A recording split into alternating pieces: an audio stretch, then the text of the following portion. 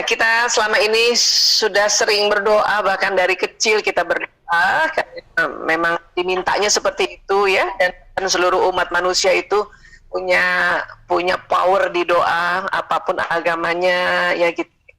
Dan tentu dalam punya ad-dinul Islam, banyak sekali keutamaan doa, banyak sekali nas-nas dan hadis-hadis yang menginformasikan kepada kita bahwa doa itu powerful ya. Salah satu dalam Quran surat Ghafir ayat 60, Bismillahirrahmanirrahim. Wa qala rabbukum ud'uni astajib lakum. Innalladzina yastakbirun an ibadati sayadkhuluna jahannam dakhirin. Ya. Yang artinya berdoalah kepadaku niscaya. Kalau niscaya ini sebuah kepastian ya. Akan kuperkenankan bagimu sesungguhnya orang-orang diri dari menyembahku akan masuk neraka jahanam dalam keadaan hidayah. Nauzubillahi min zalik. Jadi ini sebuah ayat yang sudah sangat populer dan harus dipopulerkan ya. Ud'uni astajib lakum. Ya, ini ada kata niscaya. Niscaya ini tadi sampaikan ini sebuah kepastian ya, apalagi Allah yang berfirman langsung ya. Baik, kemudian dalam sebuah hadis wa qala sallallahu alaihi wasallam ad-du'a'u silahul mu'mini wa ibaduddin wa nurus samawati wal ard. Doa itu senjata orang mukmin, tiang agama serta cahaya langit-langit dan bumi ya. Jadi luar biasa kalimatnya Nabi ini, nggak main, tiga keutamaannya senjata kita ya. Dan apalagi kondisi sekarang itu betul-betul senjata doa itu luar biasa ya, tiangnya agama ya. Tadi disampaikan oleh Allah kalau kita ya tidak pada padanya kita masuk neraka jahanam hina-dina termasuk berdoa. Dan doa itu termasuk sebuah ibadah yang Allah desain sedemikian rupa, tidak terlalu ketat rukunnya, jadi boleh di mana saja kapan saja dan siapa saja sebetulnya. Yang satu lagi, serta cahaya langit-langit dan bumi. Nah, ini baru di abad-abad 20-21 diteliti bahwa oh memang kalau orang berdoa itu ada cahayanya keluar dari badannya, bahkan sampai langit-langit dan penjuru bumi. Masya Allah. Tapi itu juga baru di abad 20-21 setelah ditemukan alat-alat untuk bisa menangkap gelombang energi ya. Kemudian ditemukan teori-teori relativitas dari Albert Einstein. Nah itu berarti ini luar biasa nih. Jadi nggak cuman kalimat-kalimat yang Nabi sampaikan, tetapi betul-betul cahaya langit-langit dan bumi ya. Kemudian ad-du'a'u wal ibadah. Berdoa adalah termasuk bagian dari ibadah yang tadi kita sudah bahas ya. Dan ibadah yang tidak terlalu ketat rukunnya, tadi boleh saja di mana saja ya. Namun memang ada cara-cara berdoa yang lebih afdal lagi. Kenapa? Karena kaitannya tadi, sinyalnya tadi ya.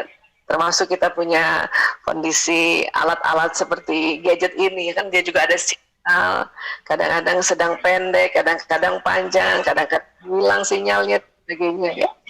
Baik, jadi doa kita nih karena ada cahaya dari tubuh kita, yaitu itu tidak senantiasa panjang terus, bisa panjang, bisa pendek, bisa sangat pendek, bisa juga sangat panjang.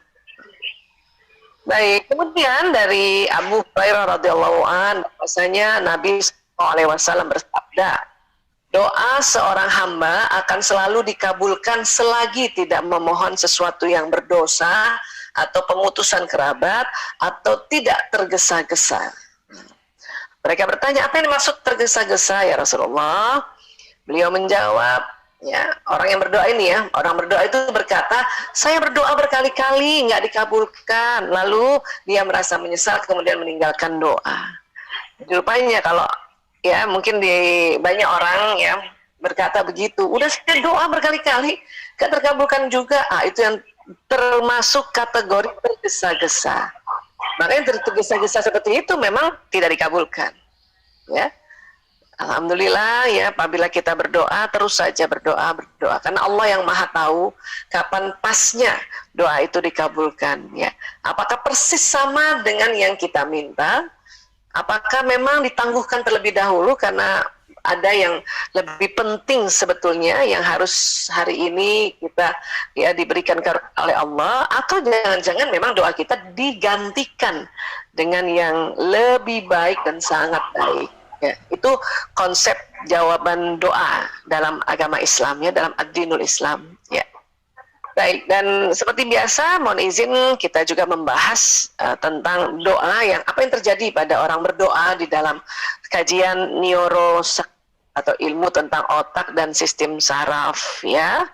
Mungkin sering teman-teman lihat, ya, tapi ini saya ulang-ulang.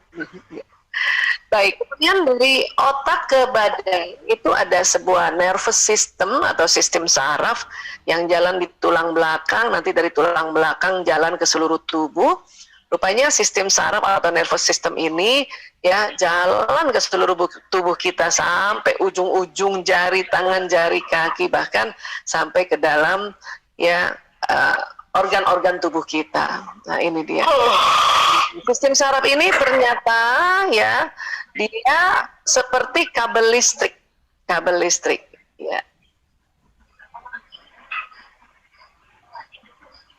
Jadi kayak kabel listrik ya, sehingga apa yang diucapkan jalan, apa yang dilihat jalan pesannya, apa yang didengar jalan pesannya, ya, dan apa yang ada di otak masing-masing jalan pesannya. Makanya kalau kita mau tahu isi otaknya orang, kita lihat perangainya, kita lihat perilakunya, kita lihat tabiatnya, baik itu pesan wataknya atau pesan yang dia sudah pelajari selama hidupnya, ilmu-ilmu apa yang dia pelajari, nasihat-nasihat apa yang masuk di dalam otaknya, ya, pelajaran-pelajaran apa yang dia dapati walaupun mungkin dari membaca buku sendiri. Kemudian misalnya mengalami kejadian-kejadian dalam pengalaman hidup, itu kan masuk di sini nih. Itu akan jalan di badan. Ya, kalau watak di sini kan, di daerah parit. Ya. Bakat juga di sini. Ini memori di depan. Ilmu di depan sekali, di frontal cortex ini. Kalau kata para guru-guru kita, para ustadz kita itu, ya, bahwa kalau mau tahu isi teko itu ya kita lihat nanti keluarnya apa gitu. Ya, sama kalau kita mau tahu isi otaknya orang, lihatlah perangainya, lihatlah tabiatnya, lihatlah ya dia punya akhlaknya seperti itu, ya. Nah, dengan konsep doa ini bisa ya merubah kita punya takdir, termasuk takdir tabiat. Ya, takdir watak itu ya kita bentuk, ya, walaupun memang watak tetap ada di sini, tapi kita bisa bentuk dengan doa, ya. Artinya apa yang terjadi pada diri kita ini kita bisa counter dengan doa, ya. Karena kalau berdoa, ya, ternyata itu kalimat-kalimat doa jalan di badan kita, jalan ke otak, jalan di badan. Ya. Bismillahirrahmanirrahim itu jalan tuh, Bismillahirrahmanirrahim, Bismillahirrahmanirrahim. Untuk itulah makanya di dalam ad-dinul Islam, apapun yang kita lakukan dimulai dengan basmalah, Bismillahirrahmanirrahim. Supaya apa? Supaya seluruh tubuh dari ujung rambut ini sampai ujung kaki dia melakukannya, mengerjakannya dengan penuh ya kasih sayang. Kenapa? Karena kita mengucapkan basmalah dengan nama Allah yang Maha Pengasih lagi Maha Penyayang. Itu jalan seluruh tubuh, Masya Allah. Ya. Dan kemudian kalau kita melafazkan juga zikir, ya, seperti istighfar, astaghfirullahalazim, istirja, innalillahi wa inna ilaihi rajiun, ya jalan semuanya. Ya. Bahkan menurut penelitian di Universitas Airlangga, ya, Kiai Haji Insinyur Agus Mustafa, dia seorang ilmuwan dan juga seorang sufi modern, ya. Sel-sel tubuh kita ini senang sekali kalau mendapatkan kalimat yang ada lafaz Allah. Allah. Ya. Apalagi kalau kita ya Allah, ya Allah, ya Allah, ya. La ilaha illallah. Wah, itu tubuh ini kayaknya bahagia banget, senang banget, ya. Nah, kemudian ini tadi, jadi seluruh tubuh kita ini karena menerima pesan atau menerima kalimat yang ada lafaz Allahnya, itu mereka saling berkomunikasi karena antar sel ini saling berkomunikasi. Sel tubuh manusia ini triliunan, ya, bahkan lebih banyak dari penduduk di muka bumi ini. Dia saling berkomunikasi, dia bisa berkomunikasi dari ujung rambut sampai ujung kaki, ya. Dan tentu pada saat kita berdoa, ya jalankan doanya ini, ya. Kalau kita berdoa, Rabbana atina fid dunya hasanah wa fil akhirati hasanah wa qina azabannar, itu jalan. Ya, ya Tuhan kami mohon kebajikan di dunia ini, kami mohon kebajikan, kebaikan di akhirat, dan jauhkan kami, waqina azabannar, jauhkan kami dari api neraka. Itu jalan ibadah. Isa kan api neraka masih nanti, lama banget nanti di akhirat. Kenapa diucapkan sekarang? Kenapa? Karena ya sel-sel tubuh harus merekam permohonan kita. Mobil khusus ini di organ jantung yang kita sebut kolbu ini, dia harus menekam. Ya, terus nanti ada lagi tulang tungging, itu juga adalah kalau ibarat pesawat black box-nya. Dia harus merekam mulai dari saat ini. Ya, kalau misalnya kita berpikir di akhirat kan masih lama, kita harus direkam, harus ada rekamannya. Sehingga pada saatnya nanti, ya barangkali kita karena kita ditimbang oleh Allah ternyata lebih banyak hilafnya, lebih banyak kejahatan kita barangkali tanpa kita sadar atau kita sadar, tapi karena kita minta dijauhkan dari api neraka, ini sel-sel di tubuh kita nih nggak mau. Isa bukannya tubuh kita nanti ini sudah hancur lebur karena sudah terurai di tanah, iya, tapi dalam kitab alam barzah disampaikan, diberitakan pada kita bahwa nanti tubuh kita ini terkloning kembali. Mulainya dari mana? Tulang tungging. Ya, pada saat nanti kiamat, kemudian nanti sangkakala kedua ditiupkan, ya. Kemudian apa yang terjadi? Tulang tungging semua manusia ya naik ke permukaan tanah. Kemudian Allah mengirimkan hujan bagaikan sperma laki-laki, dan kemudian tulang tungging itu mengkloning diri kita persis seperti yang sekarang ini, ya, dengan rekaman-rekaman yang ada di kolbnya, rekaman-rekaman yang ada di sel tubuhnya, rekaman-rekaman yang ada di tulang tunggingnya. Sehingga pada saat nanti tubuh kita misalnya harus masuk di neraka, sel-sel tubuh karena ada rekamannya nggak jadi. Itu kalau konsep dari buku Alam Barzah, dan saya meyakini itu. Mudah-mudahan kita semua meyakini itu agar kita selamat, ya.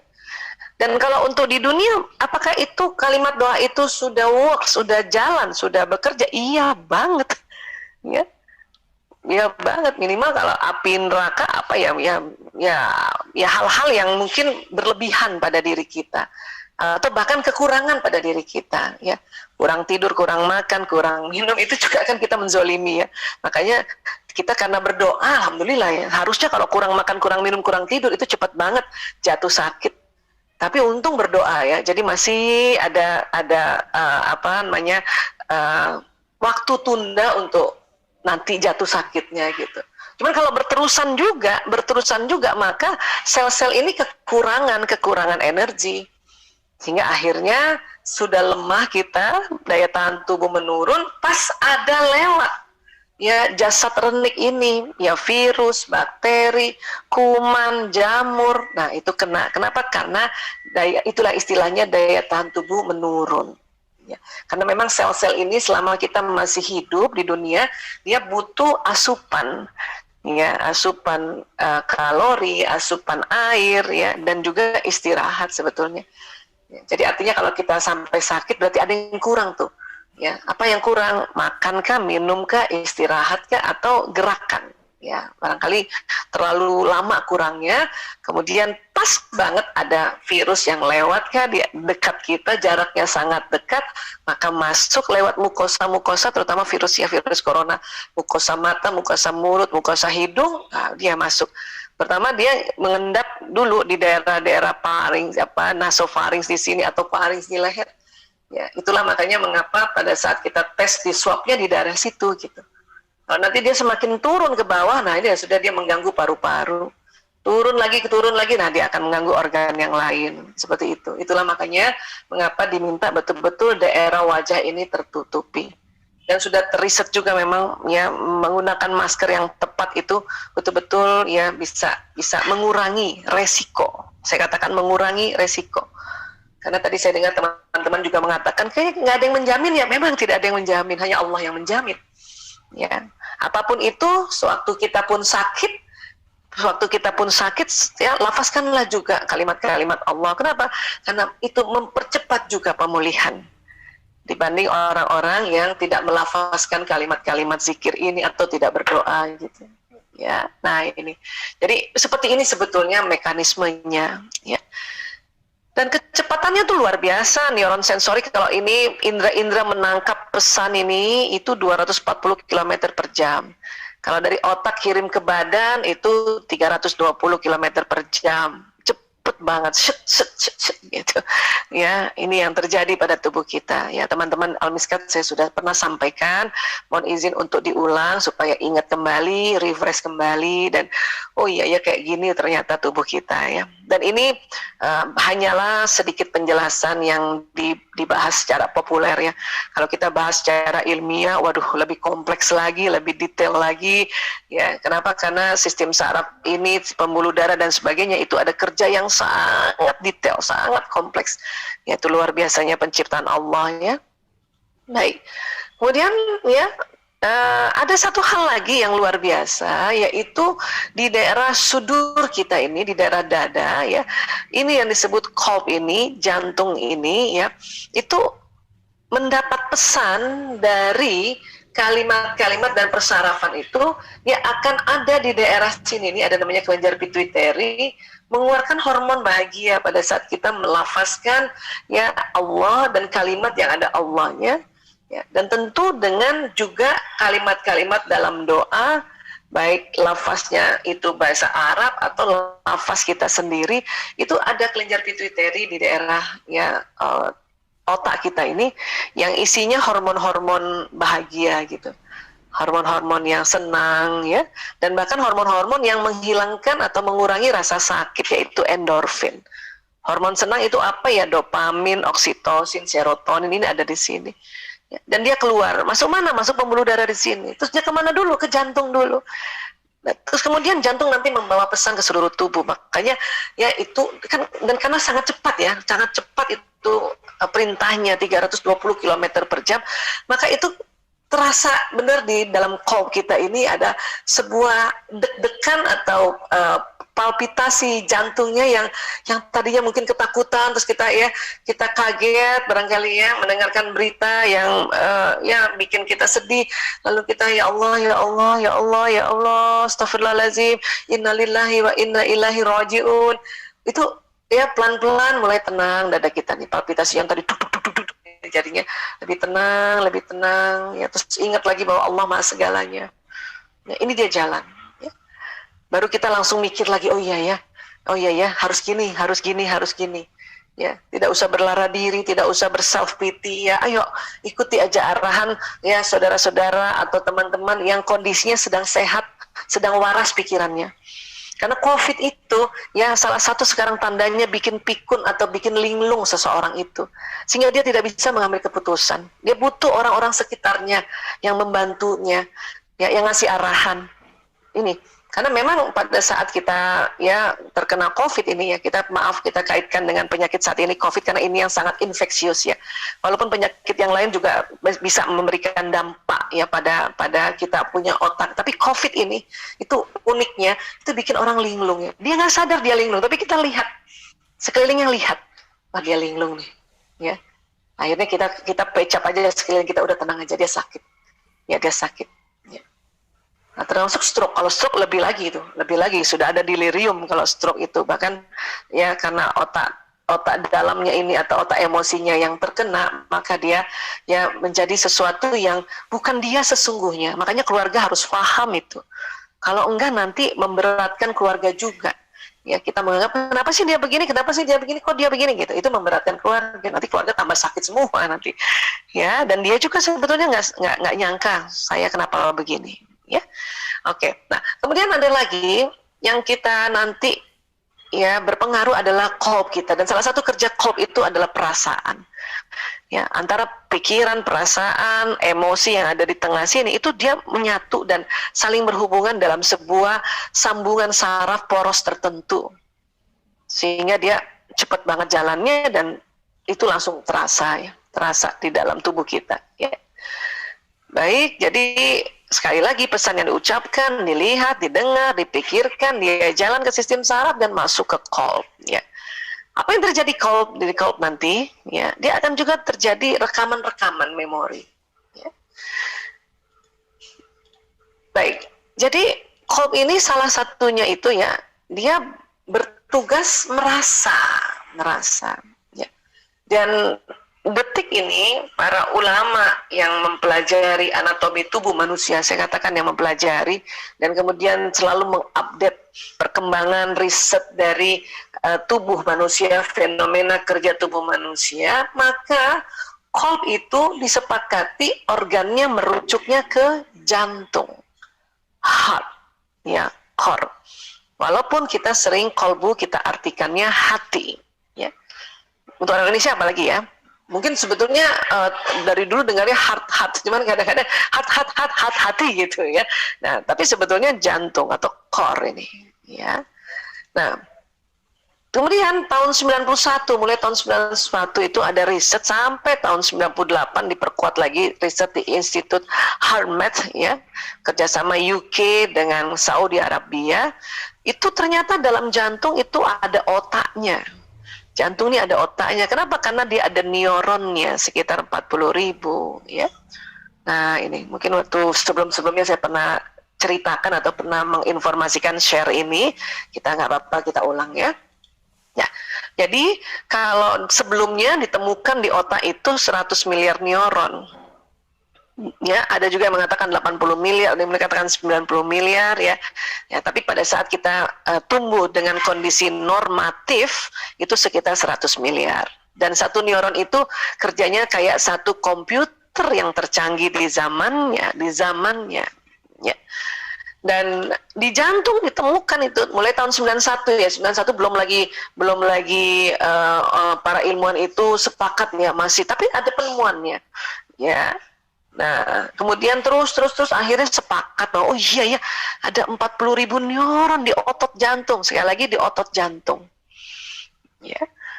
Nah, jadi karena neuron itu kerjanya adalah ya tersambung-sambung bila mendapatkan informasi baik dari mata, hidung, mulut, penghidupan, pengecapan dan sebagainya.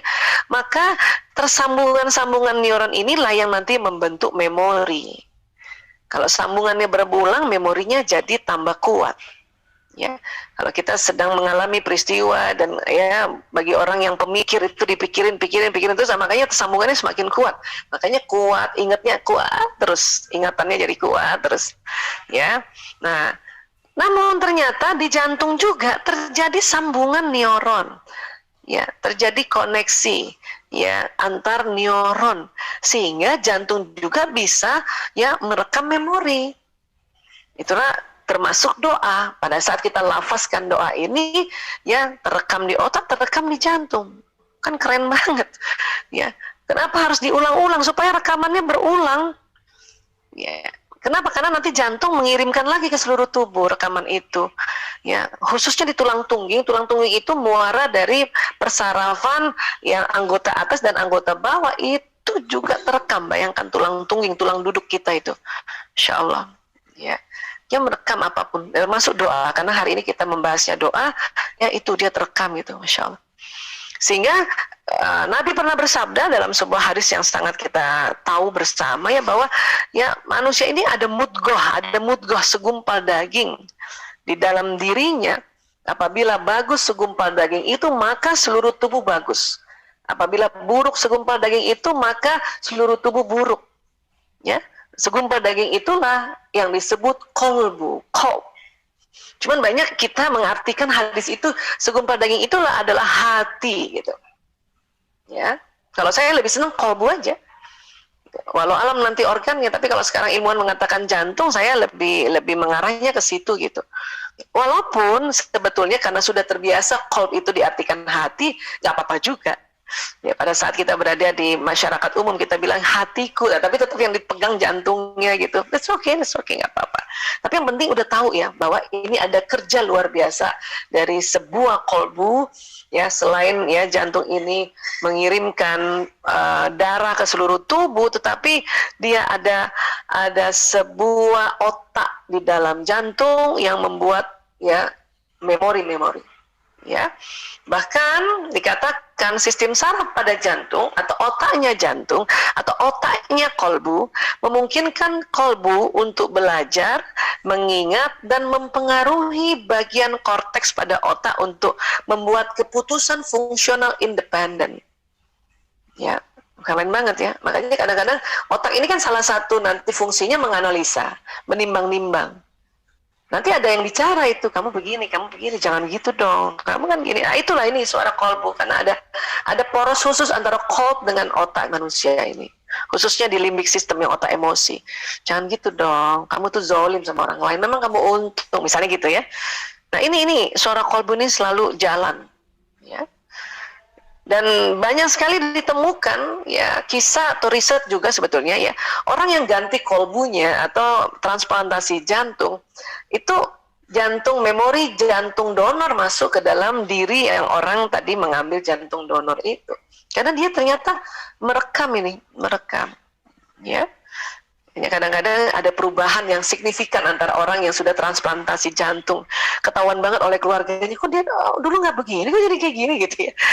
Ya sudah, yang penting kan bersyukur aja, kan juga hidup juga dengan bantuan jantung ini. Udah diganti aja lagi atau diulang aja lagi isi atau sambungan neuron ini dengan hal-hal yang baru, misalnya gitu ya. Ya, ini 40.000 banyak loh. Sampai umur kita 100 tahun aja sambungannya belum lagi semua, karena ini antara sambungan ini luar biasa. Satu neuron itu sambungan kabelnya 20.000. Dia tersambungnya bisa sangat variatif dan dinamis sambungan koneksi neuronnya ini. Ya, dan kalau kita ulang-ulang suatu pelajaran itu ya, makanya apa disebut murojaah, itu akan ada sambungan berulang sehingga kolb kita itu inget banget gitu. Ya, itulah mengapa doa harus diulang-ulang. Ya. Baik, dan karena di dalam proses sambungan koneksi neuron ini ada peristiwa kimia dan fisika, ada listriknya, maka di dalam otak ini ada listrik. Dan listrik itu ternyata punya sifat juga membroadcast gelombang. Sehingga di otak kita ini ada, setelah dia bekerja di dalam otak itu sendiri, dia ada gelombang yang keluar yang nanti mempengaruhi sekeliling.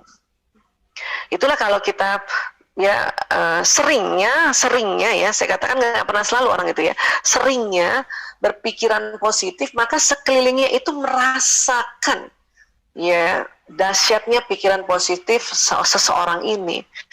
Ya, seorang istri, seorang ibu yang berpikiran positif, dia terasa itu oleh sekelilingnya. Ya. Walaupun sekali lagi kita memang sangat dinamis. Gak bisa tuh 24 jam kali 7 hari, kali 30 hari, kali 1 tahun yang positif terus, gak bisa. Dia terkadang muncul antara pikiran positif dan negatif itu muncul bersamaan.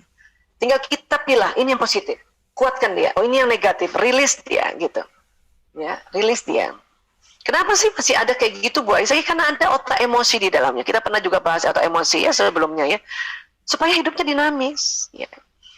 Tadi pagi saja saya ada muncul pikiran negatif. Suami saya kebetulan sedang ke Jogja ya. Dari kemarin 2 hari nggak kasih kabar. Itu mulai muncul. Ya ada apa ya? Kenapa ya? Gitu. Nanti habis munculnya karena khawatir, sedih, ya muncul marah. Tuh kan kalau sama saya dia nggak kasih kabar. Kalau orang lain ya pasti dia kasih kabar. Nah itu muncul gitu. Itulah dinamisasinya. Nah di situ dilihat ya, orang ini mau nggak merilis emosi itu gitu. Saya mau nggak merilis. Nah cara merilisnya, ya Allah ya saya kesel sama suami saya, itu pakai 3M juga tuh, mengaku, ya Allah saya kesel banget kenapa dia nggak kasih kabar sama saya. Tapi jangan terus-terusan mengaku, karena terus-terusan mengaku nanti mengeluh, ingat bahaya. Jadi nanti keluhannya itu terbroadcast ke sekeliling, nggak enak, nanti semua orang sakit nanti ya, paling nggak sakit hati gitu. Ya udah, langkah berikutnya meminta, ya mengangkat, ya Allah angkat marahku ya Allah. Di sini mainlah astagfirullahaladzim, ya Allah, astagfirullahaladzim. La haula wala quwata illa billahil azim, ya Allah. Baru nanti memohon lagi, ya Allah saya mohon ya Allah apa kabarnya suami saya. Nggak berapa lama saya lihat ada kabar, maaf, nggak ada kata maaf, oh langsung luluh hati ini. Maaf ya, saya sedang siap-siap di daerah di Klaten, dia bilang di Jatinangor, kami mau ke Jogja ya, alhamdulillah, oh senang. Kalau kita nggak rilis itu ya, itu kita akan melakukan hal-hal yang buruk. Mungkin kita telepon suami melabrak dia, kamu kenapa nggak telepon saya? Pasti kalau orang lain kamu itu kan jelek ya, emosi yang ekspresif. Dan bahaya juga kalau kita supresif, kita tekan, akhirnya satu saat meledak kayak bom, kayak bisul meleleh kemana-mana, itu dampaknya gitu. Ya, tapi dengan adanya kondisi-kondisi itulah dinamisasi kehidupan kita gitu. Makanya perlu kita pilih ini yang mana nih, positif atau yang negatif. Positif angkat, ya perkuat. Ya, caranya perkuat adalah kita doa, ya Allah, ya insya Allah anakku, suamiku sehat ya Allah. Itu namanya pikiran positif kan. Yang negatif rilis, ya Allah, astagfirullah, seperti tadi yang saya sudah kasih gambarannya 3M juga ya. Mengaku, mengangkat dan memohon atau meminta. Karena ini akan jalan. Tapi yang luar biasanya, jantung mempunyai medan elektromagnetik 5.000 kali lebih besar daripada otak. Artinya otak saja sudah powerful mempengaruhi lingkungan, apalagi jantung. Risetnya di sini, kalau teman-teman sedang membaca, ini boleh di searching, Institute of Harvard. Ya. Itu, mantap banget, Allahu Akbar. Ya. Jadi kalau dulu kita pernah, manusia ini kan badan seluler ya, ternyata ini berlapis-lapis. Nanti kalau kita pilah-pilah, kita belah, nanti kalau kita di anatomi ya biasanya belah, ya. Nah, setelah mendapatkan organ juga kalau dibelah, nanti tinggal segumpal sedikit, nanti dilihat pakai mikroskop, itu ternyata nanti makin mengecil, makin halus, dan jadi molekul terdiri dari atom terdiri dari partikel subatom. Nah, pas partikel subatom ini hilang tahu-tahu benda itu. Yang bisa kita lihat walaupun lewat mikroskop hilang. Kenapa? Dia jadi vibrasi kuanta, jadi gelombang, ya. Maka terus dia membentuk medan gelombang, bentuknya bulat gitu, ya. Orang sering bilang medan ini namanya aura, medannya ya, tapi sinyalnya tetap namanya gelombang, vibrasi kuanta, ya. Itulah makanya kita bisa kayak gini, di tubuh kita tuh begini, di dalam tubuh kita ada ini, gitu. Sejak kapan mulai ada teori ini? Wah, sudah lama sebetulnya. Ya, pertama sekali Einstein. Ya, dengan ada teori relativitas itu menyatakan bahwa massa benda tak lain sebagai bentuk energi. Jadi benda-benda ini memang relativitas, dia energi semua. Bahkan mungkin benda padat meja di depan kita itu sebenarnya cuma energi, ini bisa hilang loh ini, gitu. Ya. Nah, kemudian rupanya Einstein mengatakan zaman dulu tuh fisika klasik atau fisika Newton mengatakan energi itu ya sebesar si benda itu gitu. Misalnya saya nih berat badan 70 kilo, energi saya sebesar 70 kilo saja, itu kata fisika klasik. Ya. Jadi energi tidak hanya menempati berbagai bentuk yang dikenal dalam fisika klasik ya, tapi ya ada, menurut Einstein ada yang energi terkurung dalam massa pada suatu objek. Jadi rupanya energi saya nggak cuma 70 kilo, dia ada yang terkurung dia di situ. Makanya dia munculkan ini persamaan ini. Menurut Einstein jumlah energi yang terkurung dalam sebuah partikel sebesar massa partikel dikalikan ya kuadrat kecepatan cahaya. Kecepatan cahaya loh. Makanya Einstein mengukur bahwa energi seseorang atau energi benda itu dia bentuknya memang kecepatan cahaya. Kencang banget. Ya. Dan kalau kita di Quran, landasannya Quran surat Yunus 61. Bismillahirrahmanirrahim, kamu tidak berada dalam suatu keadaan dan tidak membaca suatu ayat dari Al-Quran, dan kamu tidak mengerjakan suatu pekerjaan, melainkan kami menjadi saksi atasmu di waktu kamu melakukannya. Ya. Tidak luput dari pengetahuan Tuhanmu biarpun sebesar zarrah. Zarrah ini sekarang diartikan partikel subatom. Karena udah nggak cocok lagi dijizawi, karena ada yang paling sedikit lagi ya. Ya, zarah di bumi ataupun di langit, tidak ada yang lebih kecil dan tidak pula yang lebih besar dari itu, melainkan semua tercatat dalam kitab yang nyata, Lauh Mahfuz. Ya. Ini kan sambungan ayatnya luar biasa. Ini kalau dikaji oleh ahli tafsir ini bisa berlembar-lembar. Ya. Tapi artinya Allah sudah memperingati kita bahwa ya sekecil apapun kita ini tertulis di Lauh Mahfuz. ya. Dan apa yang kita lakukan, apa saja Allah menjadi saksi. Artinya kita diminta nggak usah pamrih pada manusia, karena Allah menyaksikan gitu. Karena Allah menyaksikan, dan itu tercatat semua. Bahkan kebaikan kita yang dikerjakan cuma kecil banget itu ya. Ya itu tercatat semua ya Allah. Ya. Nah jadi kalau disimpulkan itu tadi benda semua benda ya, termasuk kita manusia terdiri dari molekul. Tentu lebih banyak kan molekulnya, terdiri dari atom. Tentu atom lebih banyak kan. Terdiri dari partikel. Nah dari sini hilang. Ini yang tampak. Ini aja molekul atom ini tampaknya hanya lewat bantuan mikroskop elektronik. Habis-habis ini hilang. Teng. Nah, dia terjadi ya kuanta namanya ya. Kemudian energinya jalan.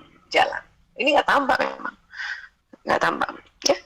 Dan menurut Richard Feynman, ini fisikawan Amerika ya, fenomena alam yang berkaitan dengan energi sangat erat kaitannya dengan fisika kuantum, di mana energi dapat menembus ruang dan waktu. Jadi kalau saya ditanya, Bu Aisyah, kalau ngomong-ngomong energi tubuh manusia itu dari mana? Ya, ilmunya di mana? Ini fisika kuantum. Bukan fisika klasik. Kalau fisika klasik itu pelopornya Isaac Newton.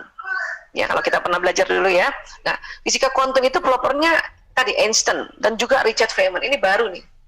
Ya, tahun-tahun 80-an dia hidup dan dia menemukan bahwa energi itu menembus ruang dan waktu.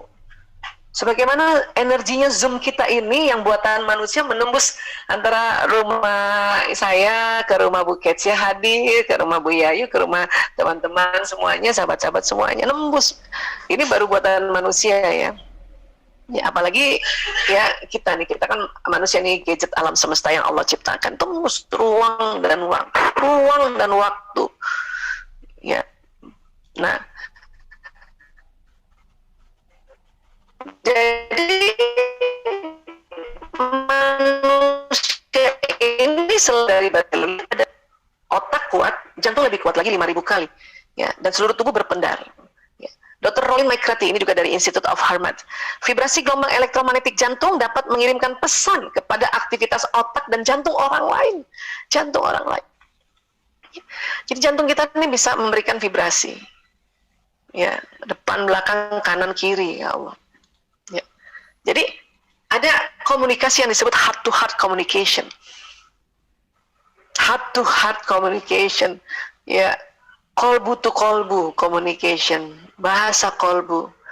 Ya, artinya manusia dapat berkomunikasi dengan yang lain dengan menggunakan jantungnya tanpa mulut bicara. Ini dari ilmuwan-ilmuwan di Harvard. Artinya teman-teman, apabila kita sudah tidak sanggup bicara sama pasangan hidup atau sama anak-anak, karena kalau lewat verbal sering jadi masalah, tambah runyam, tambah kita jadi genting itu permasalahannya, maka bicara lewat jantung kita. Kolbu to kolbu communication. Itu keren banget. Ya. Bahkan terkadang mungkin tanpa kita suruh kolbu udah bicara. Hanya hati-hati, kolbu bisa bicara hal yang baik dan hal yang buruk juga. Ya. Tapi hal yang buruk tidak perlu juga terlalu dikhawatirkan banget. Kenapa?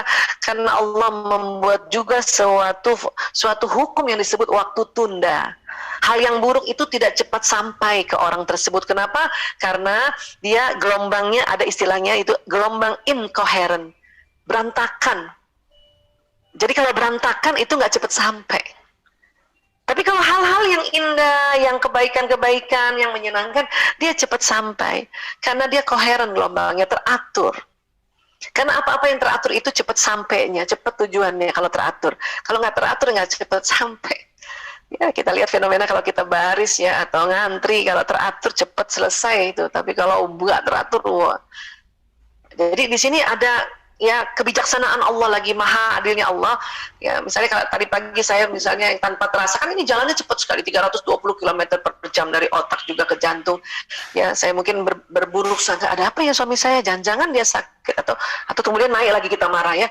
Tuh kan kalau orang lain, nah itu ya otomatis sebenarnya jantung saya tadi pagi itu, kolb saya juga dia bicara ke kolbnya suami. Tapi untungnya karena itu negatif, ya dia berantakan sehingga nggak cepat sampai, dan langsung ingat, astagfirullahaladzim ya Allah, angkat marahku ya Allah, angkat keselku ya Allah, astagfirullahaladzim ya Allah, langsung ingat, supaya kita delete itu prasangka buruk itu, dan tentu tidak hanya mendelete, tapi harus memohon apa dong maunya. Jadi maunya apa? Supaya tersampaikan dengan gelombang koheren ini ke kolbnya pasangan hidup kita. Walaupun saat itu dia lagi di Jatinom tadi nih. Jatinom itu suatu kampung ya di daerah Klaten ya. Karena apa? Karena ya energi itu menembus ruang dan waktu.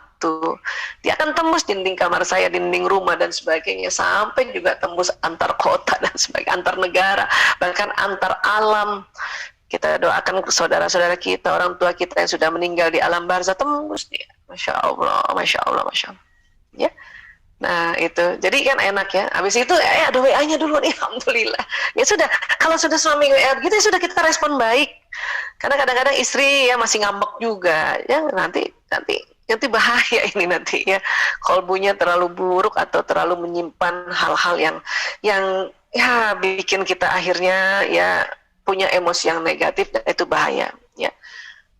Makanya doaku bahagiamu kan gitu ya. Nah, jadi kalau dari tubuh itu keluarnya dari pembuluh meridian ini yang di bawah kulit, ya. Dia ini bisa terbuka tertutup loh, ini titik-titik ini. Ya. Caranya untuk membukanya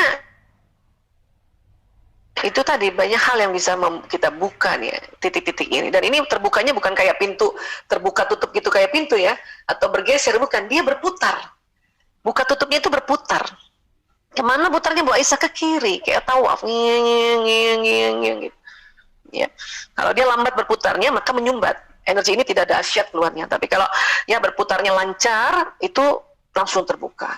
Ya. Cara muternya gimana Bu Aisyah? Kalau cara-cara tradisional kan dipijat, acupressure namanya. Ya, kalau kita pijat itu selain untuk otot ternyata membuka ini. Ya. Atau pakai akupuntur misalnya. Ya. Akupuntur itu kan kita tusuk ya. Itu sebagaimana kalau sink kita itu sink di dapur tersumbat, kadang-kadang kita suka tusuk-tusuk pakai kayu gitu ya, supaya lancar lagi gitu. Atau dibekam, dikop ya. Ya, umpama misalnya bak sink kita di dapur penuh, makanya kita suka pakai ya alat untuk kop gitu, semua keluar lagi ya. Nah, itu teknik-teknik yang kita bisa pakai sebagai pengobatan alternatif untuk ini sebetulnya. Ya. Namun kalau untuk ibadah gimana Bu Aisyah? Kalau ibadah ini luar biasanya, wudu itu melancarkan ya pembuluh meridian ini. Asal wudunya bukan hanya kena air belaka, tapi memang diusap ya. Kenapa? Karena ini di bawah kulit, persis di bawah kulit.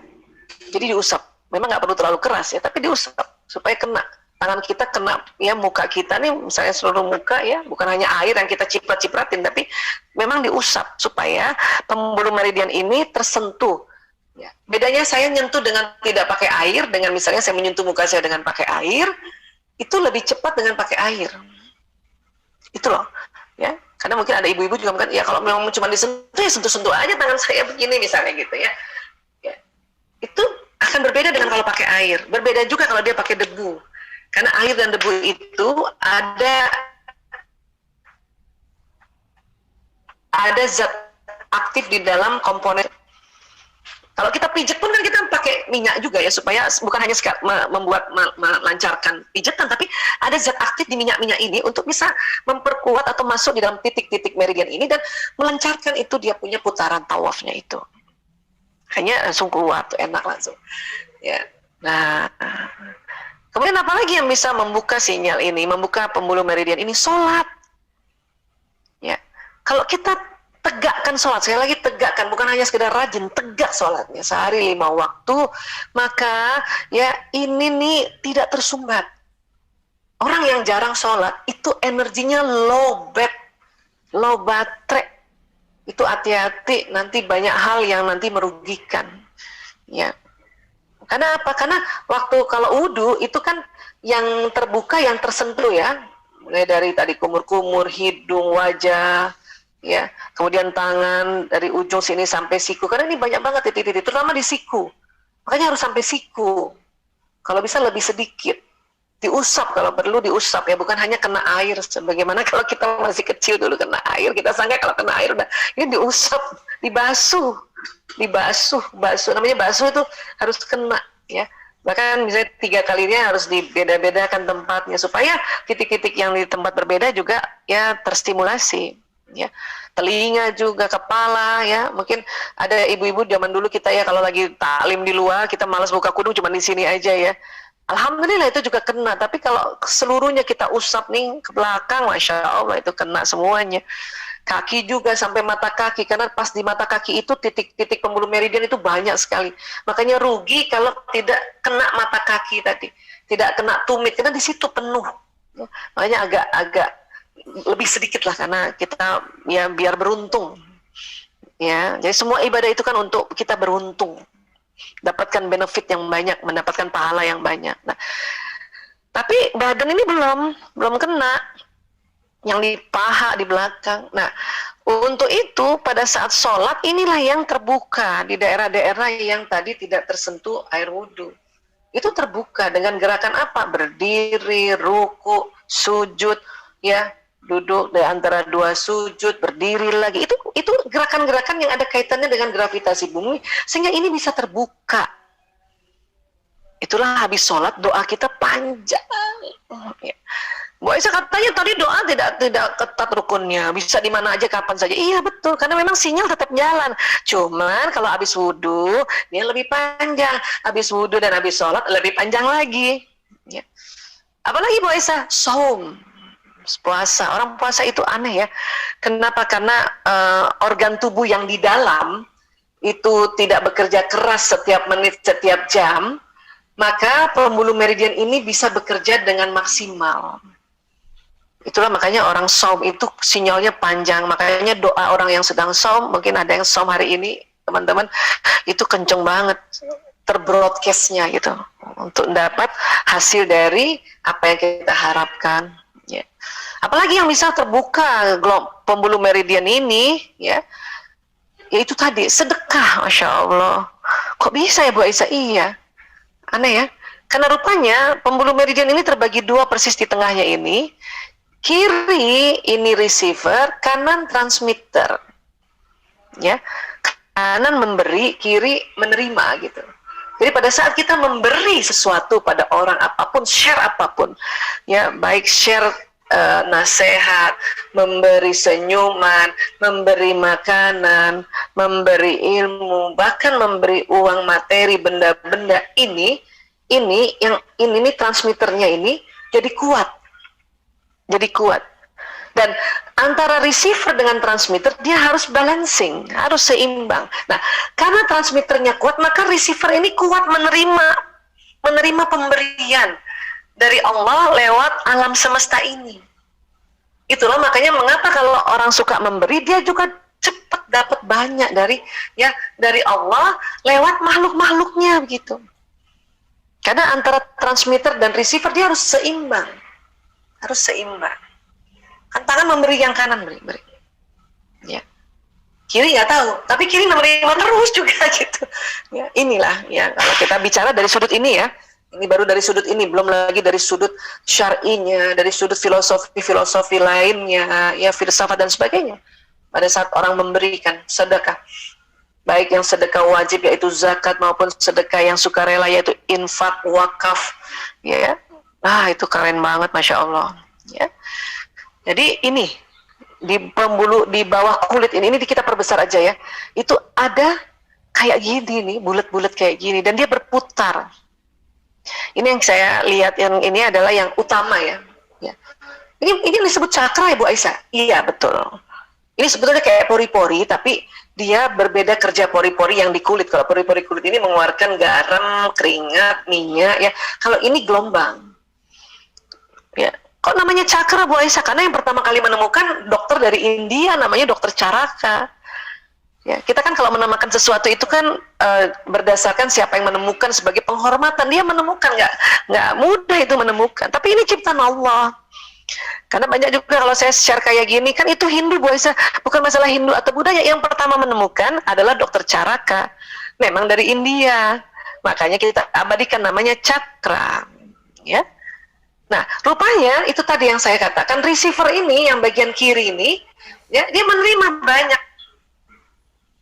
Ya, termasuk menerima ya apapun gitu, pesan-pesan ilahiyah dari Allah. Ya, termasuk juga ya rezeki, yang kesehatan, keuangan dan sebagainya. Tapi juga buat orang yang peka gelombangnya ini ya, itu menerima pesan alam semesta, pesan ilahi ya. Teman-teman rasa nggak ya selama kita pandemi itu sedih aja deh. Karena kita nggak ada yang sedih, kok kita sedih aja ya. Makanya kita bilang nggak enak perasaan gue ya hari ini ya. Aduh nggak enak ya perasaanku ya, kenapa ya? Karena kita menerima juga pesan ilahi, kita terima juga pesan kesedihan di alam semesta ini. Siapa yang nggak sedih dalam kondisi pandemi seperti ini? Ada keluarga nggak cuma satu yang kena, ada 2, 3. Meninggal kadang-kadang saat hari ini meninggal ayahnya, 2 pekan lagi meninggal ibunya. Aduh ya Allah, itu kita dapati itu. Jadi kalau teman-teman merasa kenapa ya kok akhir-akhir ini kita nggak enak merasa, itu karena cakra kita bekerja dan dia menerima itu. Jadi ada dia berbagi tugas, yang bagian depan ini feeling center, bagian belakang willing center, Nah, ini masuk dalam tubuh kita, ya. Makanya terus tamengnya gimana Bu Aisyah? Tamengnya kembali kita istighfar, doakan ya Allah, saya doakan sahabat-sahabatku yang kena ya Allah, yang saya kenal maupun yang saya tidak kenal ya Allah, keluarga-keluarga ya Allah, jauhkan dari mara bahaya mereka ya Allah. Itulah tadi peran doa itu. Karena kita memang Allah minta kita berdoa untuk yang mulai dari diri kita, keluarga, terus anak saudara, terus ya sampai nanti mukminin mukminat, muslimin muslimat, ya yang hidup dan yang mati. Itu doain, dan itu keluarnya dari sini nanti. Ya. Dan ketahuilah buat orang-orang yang sudah meninggal, dia mendapatkan doa kita, dia bahagia banget mereka itu ya Allah. Jadi lapisan bioplasmik ini rupanya kalau secara anatomi ada namanya eterik, ada namanya astral, ada namanya kausal yang ini nih. Dan satu lagi yang tidak bisa diukur oleh ilmuwan, makanya disebut no heart, ini yang spiritual ini. Nah ini keluar yang memanjang apabila kita sedang berdoa, berniat dan berprasangka, ini dia nih. Gitu. Ya. Kalau ini nyala terus memang kita sampai kapanpun nyala terus sebelum kita meninggal nih. Ini. Tapi kadang pada saat orang sedang kondisi kurang makan, kurang minum, kurang tidur, kurang gerak, ini mepet. Kalau kita dalam kondisi stabil ya, atau orang bilang sehat ya, termasuk tadi ya, sehat itu kan singkatan senang hati gitu ya, senang kolbunya ini panjang, bisa 8 meteran, depan, belakang, kanan, kiri. Tapi kalau kita sedang kurang semuanya itu, ini bisa kecil, sempit, bisa cuma 1/4 meter. Makanya virus yang loncatannya 1 meter pasti kena itu. Gitu. Ya. Jangan virus di luar, yang di rumah, bakteri, jamur, kuman yang di rumah itu bisa kena, karena cuma ini nih. Karena yang astral kan di sini nih, yang ini nih, eterik yang ini. Nah, kausal ini nih yang tamengnya lebih tebal, yang melindungi ya dari hempasan dari makhluk-makhluk halus ini gitu. Itulah makanya mengapa kita diminta untuk jaga kesehatan, jaga kebersihan, istirahat di rumah, nggak usah ngoyo, tenang-tenang aja. Ya, nah itu supaya mempertebal ini dan memperpanjang ini sebetulnya. Nah pada saat kita doa, niat prasangka ini pakai ini nih, sinyal ini yang jalan. Tapi nggak bisa diukur. Kalau ini masih bisa diukur yang ini. Ya. Jadi gelombang spiritual berdoa, berniat, dan berprasangka. Jadi hati-hati berprasangka karena itu sampai juga nantinya, ya, baik yang buruk maupun yang baik, yang husnu maupun yang su'u ya. Tentu yang husnu akan cepat sampai. Kalau yang su'u, Allah tunggu nih. Orang ini masih berulang-ulang nggak berburuk sangka pada orang tersebut. Kalau berulang-ulang itu bisa lepas itu. Ke orang itu, iya. Jadi nggak apa-apa dengan ke orang itu juga, iya. Tapi hati-hati, sinyal ini, gelombang ini suka berbalik dia, karena dia magnet, dia berbalik, dia narik apa? Narik yang prasangka buruk tadi. Kalau nggak cepat-cepat di-delete lagi, tarik dia, kena lah kita. Tapi kalau kita berprasangka baik, kena orang itu dan juga dia berbalik sama kita, jadi baik juga kita kan gitu. Itu asiknya sebetulnya. Ya, itu asiknya. Kenapa? Karena dia nggak cuma untuk orang lain, tapi termasuk kita mendoakan orang, doa itu balik ke kita. Ya, niat juga balik ke kita. Artinya apa yang kita niatkan terjadi. Kenapa? Niat itu didorong oleh gelombang spiritual dan dia tarik peristiwa, tarik kejadian, tarik benda-benda, tarik orang-orang yang bagaimana seperti apa yang kamu ucapkan. Ya. Jadi pikiran perasaan ini ya, inilah yang disebut prasangka, dia terbagi dua, yang baik dan yang su'unya ya. Dan memang kita diminta dalam surat Al-Hujurat ayat 12, Bismillahirrahmanirrahim, hai orang-orang beriman, jauhilah kebanyakan prasangka karena sebagian prasangka itu dosa.